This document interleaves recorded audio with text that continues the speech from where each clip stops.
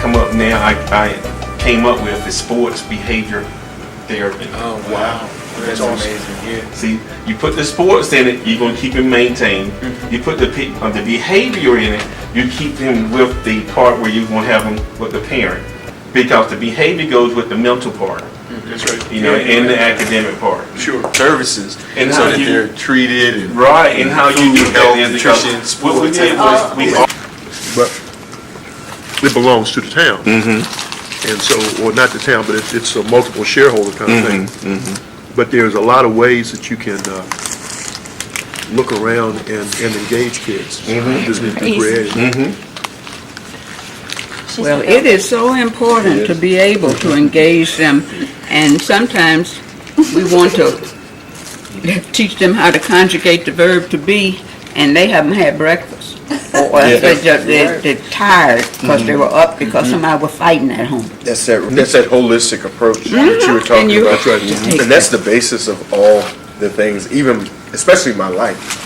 Because I noticed that if I'm not prepared in a certain way because I didn't sleep well, I'm not eating right, I'm not being around, I'm not putting myself around positive people that are geared towards success, I'm not educating or stimulating my mind or something like that, then I'm not functioning at my maximum capacity. So you got our kids that are at home, and the trauma, the food, the lack of sleep, the tension, nobody's positively reinforcing their actions.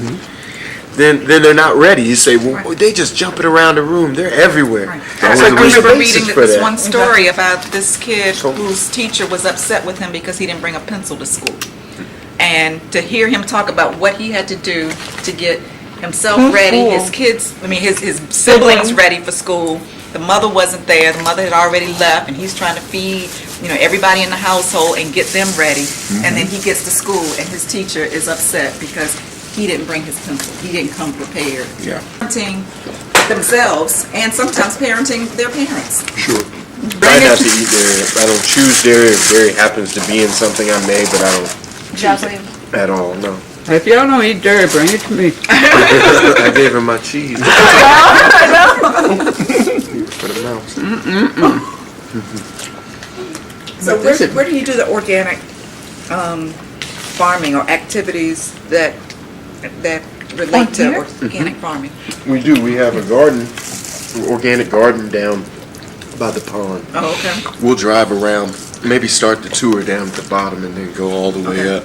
And John, you talked about that on your TED Talk. Yeah, that's my background. I really got into, so I moved up to Richmond in 2002 for school to go to VCU.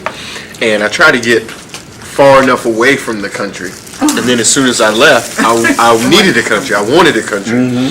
So when I was working with kids, I was trying to find ways to engage them, to get them outside. I was stationed in this school, Reed Elementary, as a prevention specialist. And they had a hoop house that was dilapidated, unused, overgrown. And I said, hey, can we use this and get them in? It was 20 by 90 foot hoop house, like a greenhouse. And so that was the most important piece to me, because I know that you can take anything and use it as a tool for kids towards success. If you use it right, ballet, if you use it right, fishing, hunting, whatever it is, you can get them in science. But I wanted to use food because a lot of our kids don't eat well, and they don't have access to healthy and nutritious food. And it's because access is education, it's affordability, it's proximity. Because if it's a mile and a half away in a food desert and they don't have a car, then they're more likely to shop at Family Dollar. I know a lot of our kids and families shop solely at Family Dollar for everything. So getting them exposed to that kind of would change mindsets and say, hey, I can make small changes toward better eating, saying, well, if you can't eat fresh organic, I wouldn't say things like, hey, we need to be organic or GMO free. Say, hey, if you can eat frozen rather than canned, do that. same price, but canned has a lot of salt in it. Exactly. And there's a lot of chemicals and things like that. And if you can eat fresh rather than frozen, that's good too. So This is quite interesting, and I knew it was some way that we were going to have a lead way into what I want to ask now. Have you ever used puppets? My wife has. Oh, yeah. She did puppets at the library. She had puppet shows, and we've actually had some puppeteers come and do that. And she would teach reading through puppets, and they have some special kinds of puppet shows that are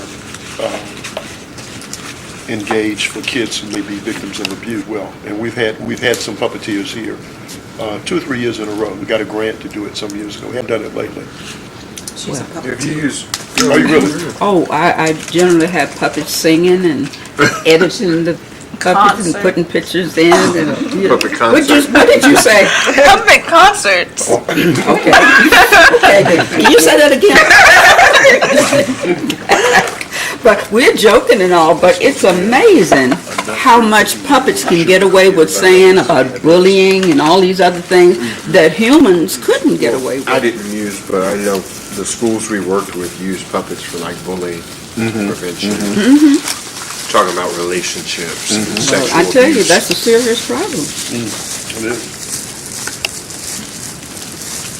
Okay, let's eat. But not degree. But we've had some of our people have master's degrees, but they're already mostly certified teachers, reading teachers, science teachers. But just from the school system. From the local school system. Yeah. Roanoke City, because I worked in Roanoke City for 20 years, 25 years actually, most of our teachers come from Roanoke City. Because I've had an opportunity to meet them, know them, watch them, see who they are. And you can kind of get a feel for somebody if you visit their classroom enough, where you kind of see them in action. You see what kind of character they have and whatever.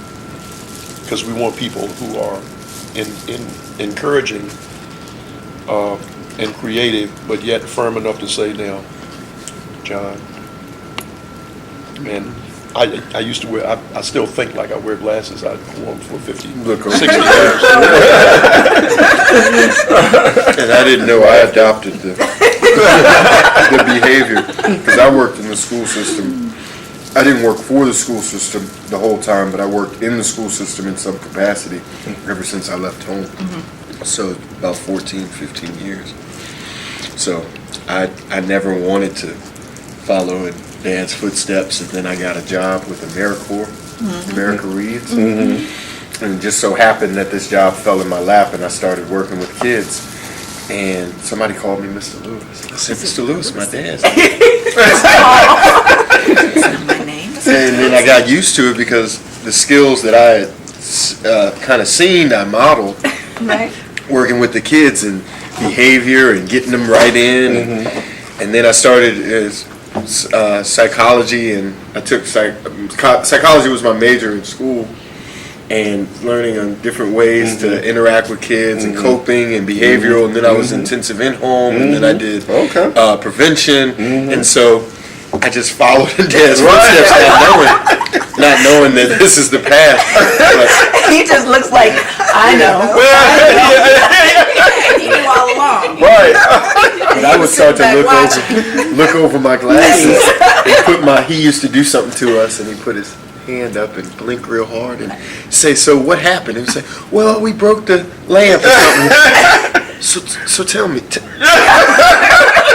I can't do it like he can, but just without smiling, but just like, tell me, what was going on in your head? And then the glasses would come down. But what I'll get from that in a joking manner, but more serious, is that the kids, or me, you would start to understand that he had concern, and it's serious. So when we're working with our kids, it's not about, and a lot of and this is the disconnect, I think, in our community with our kids, and you see these movies like, I'm going to chase the kid down and punch him in his throat. And you're like, no, like, there are levels to this. And probably back in the day, they did a lot more than we do now. But there's levels to just being concerned and talking sternly and saying, hey, this is unacceptable. I'm not going to take this. To choking out a kid and doing something that's abusive. Yeah. And they say, oh yeah, my grandma, she would do this to me.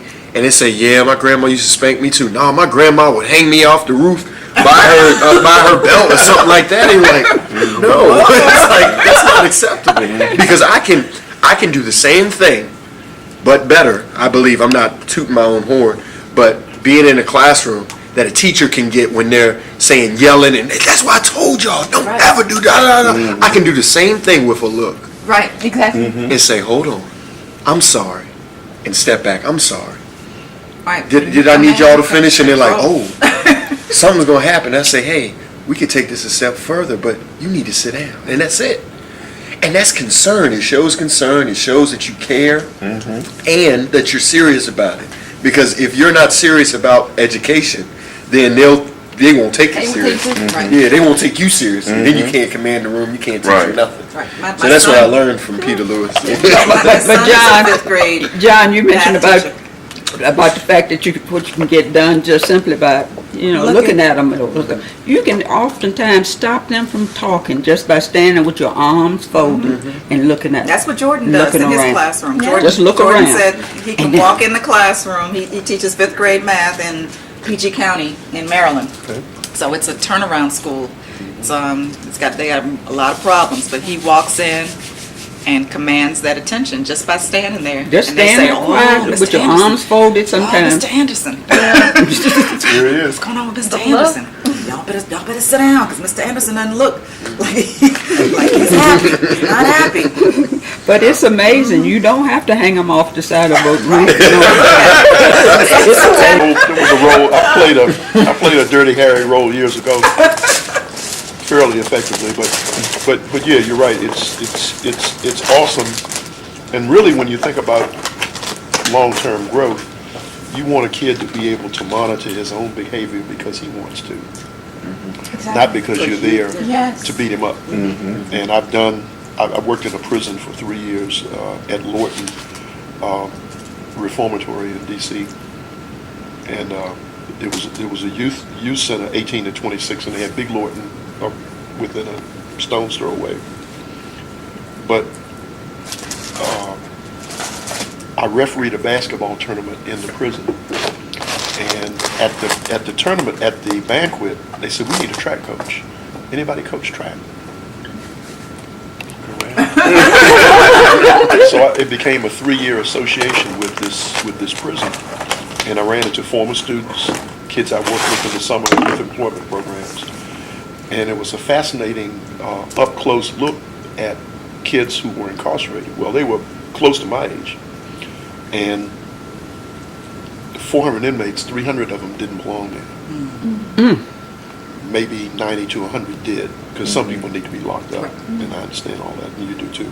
But 300 of them were kids like all of us have been, but they didn't have anybody at the right time, a grandma who was firm and stern, or a coach who would go to the gates of hell to keep you eligible and safe. Or a police officer years ago in D.C. that would walk the beat and say, come on, you guys need to go home. Wasn't any yelling, wasn't that much adversarial relationships between police and D.C. There were some, but in my neighborhood, a cop might cuss at you, but he wouldn't get you if you weren't doing anything, to deserve it. But the whole deal is, if you can get a kid, if you can groom a kid, raise them to want to do it on his own, then that's the trick. That's the way you want to do it. Anyway. Right. Get them to know the difference. This is interesting. I wish we would have more sessions like this where you sit down, where teachers sit down, where students involved with it too, in terms of how do you get that own self-direction and what is it that frightens you about a teacher standing there quietly? And that's what my father really thought Beacon Ridge, the purpose for Beacon Ridge. It was a think tank. It was a place where people could come and sit and talk about strategies, either from the church, from the community, from the school systems, to just sit and talk about strategies to educate kids, to groom kids, to grow kids in all aspects of their life. Wow. But it was a think tank, and that's what resonates. I remember him saying all the time that this is a think tank. Well, that's interesting. Have you ever heard of a place called Chautauqua Institute in New York? Chautauqua is a lake up in upstate New York. And it's grown from a facility much like you described to a movement that has Chautauqua Institutes across the country. And where people would come together. Mrs. Roosevelt had a kitchen cabinet where people would feed her ideas. One notable guy from Virginia State, Doxey Wilkerson, who I got a chance to meet when I was in D.C., he was a professor at Virginia State. He actually, Mrs. Roosevelt had a group of people. Mrs. Bethune was one, and others would advise her on different things, and she would get together regularly and meet.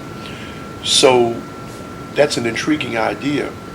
Get away from where you are, because you can't. It's different if you're in your office. You can't have the kind of retreat that you could have out here, Right. or at Beacon Ridge, when you can walk around and meander down through the woods and you look at the gazebo, or you could take a turn and go through the little trail, Moonshine Creek, and you can just exhale. You can hear the train, and you can hear a train in Roanoke, but when you hear the train up here, it's different. wow, where did it come from? Right. Where did it come Can't from? see it, So but you can. that's something that we might look at again to try to get a little summit and people to come together to begin to dialogue. And the other thing is that we all think that we know the answer. We all think